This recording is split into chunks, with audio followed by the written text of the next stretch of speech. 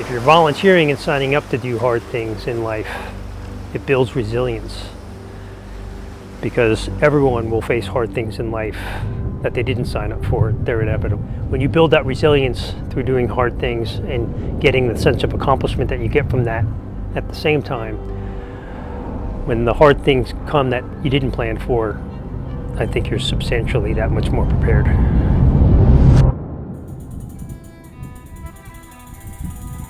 Time period between 2021 and now has presented a series of challenges for me in my life. I found myself in a situation where I was in a pretty high state of anxiety and coping with a fair amount of stress.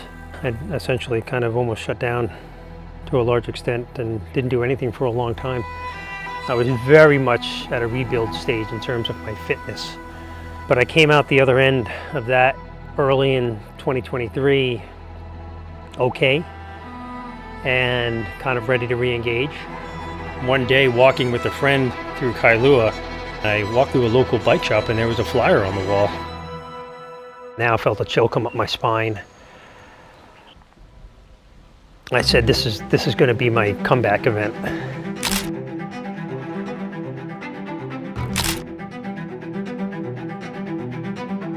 In the early 90s, when I was a commissioned officer in the Army, I always felt like just training for the Army PT test, that was never enough. I've always needed a target on the wall to strive towards.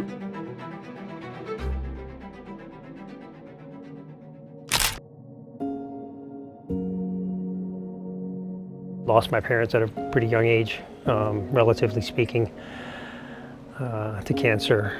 Lost a brother. Lost a sister through the years. To me, it just seems like my ability to stay centered through those times, when many others might turn to alternative methods of escape, so to speak.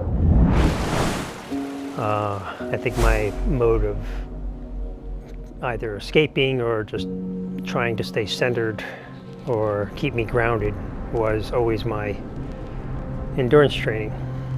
Frankly, a big turning event for me was 9/11, 2001, when the towers fell and our country was attacked. Right before the towers fell, my mom had passed.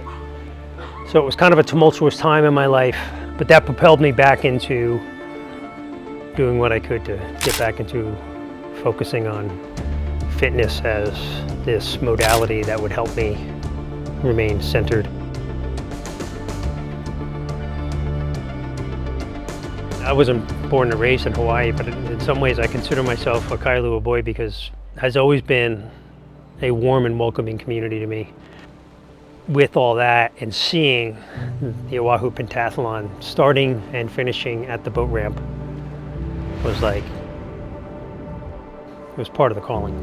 The Oahu Pentathlon community is all about each other and helping each other get through doing hard things, because doing hard things matters. It was a significant, if not life-altering event for me that became a vehicle for transforming myself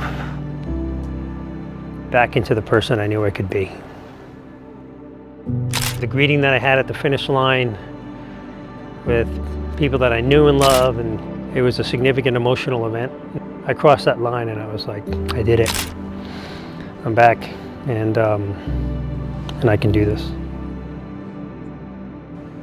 You can't do life alone, and the pentathlon's, just it's a microcosm of that life experience. If you try to go it alone, it's a lot rougher.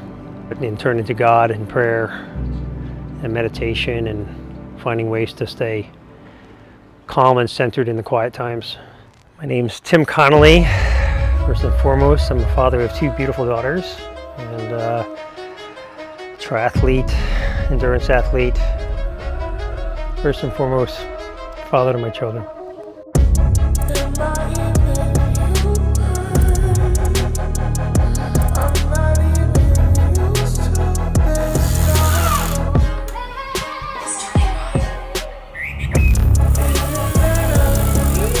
All right, see you, Tim. good ride.